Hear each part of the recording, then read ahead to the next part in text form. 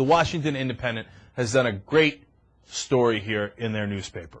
And what they did was they said, hey, you know, it's interesting because the Republicans keep saying that we can't give government money to the big three to bail them out because, hey, if you can't make it in the free market, that's a tough day for you. That means that, you know, you couldn't hack it and you should go under and you should take that really large union with you. Wink, wink. That wouldn't be so bad.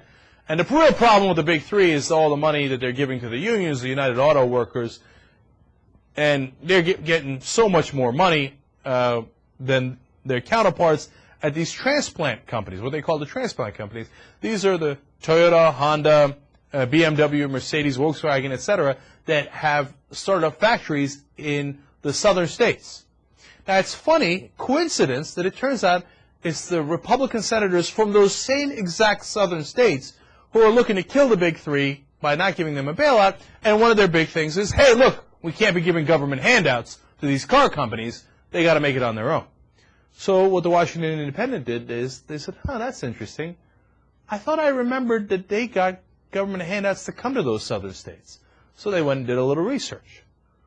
And lo and behold, Richard Shelby, leading the charge against the bailout, Republican senator from Alabama, has a couple of transplants factories in Alabama. Mercedes-Benz in 1993. How did they get there?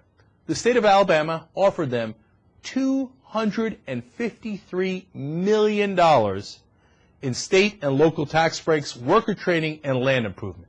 For Honda, Alabama did something similar. They did a sweetener in 1999 to get a minivan plant down there, and they threw in $158 million.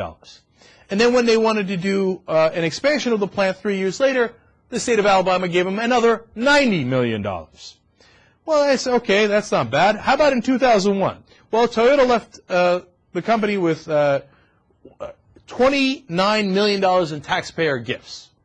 So Alabama gives another $29 million to Toyota. What happened to doing it without the government's help? I thought these foreign companies were such geniuses that they didn't need the government's help. That's interesting. All right, well, let's keep going. How about Tennessee, where Bob Corker, another Republican senator, has been fighting against the auto bailout? Look at this. They gave Volkswagen a stunning $577 million deal to relocate their plant down there. Land deals, perks, tax breaks, etc.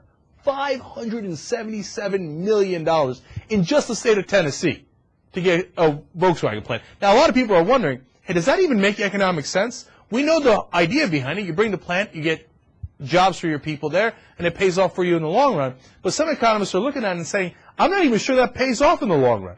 And meanwhile, at the same time, in other parts of the state, they're laying off people, and they are cutting people off from the Medicaid rolls. Now, for example, again, in Tennessee, the same time that a Nissan plant went down there in 2005 and got a $197 million gift, these are all different plants, okay? They cut 170,000 low-income adults from their Medicaid rolls.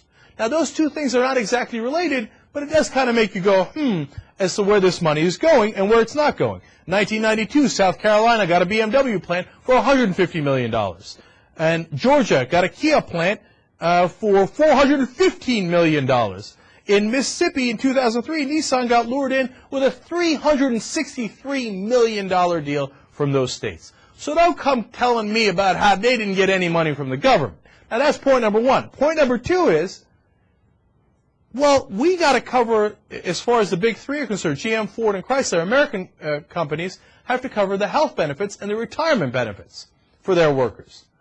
Well, those benefits are covered for their local workers in Toyota and Honda, and Lexus and Nissan, and I know their umbrella groups, Toyota and Honda.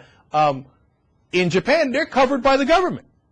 So they have an enormous institutional advantage there.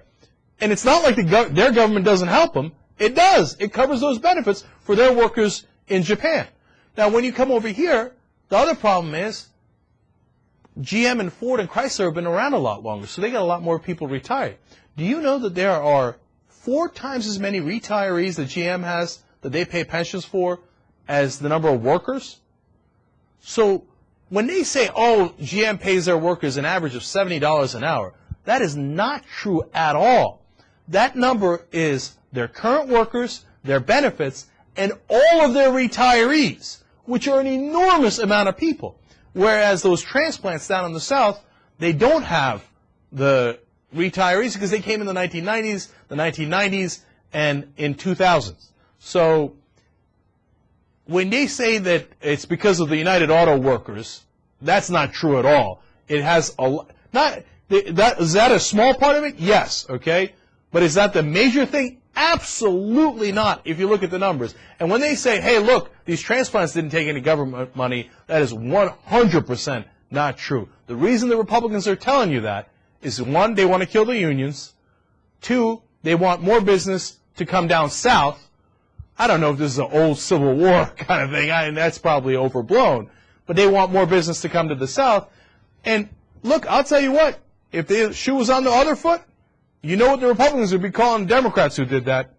Un-American, for killing American companies. Put some thought behind it.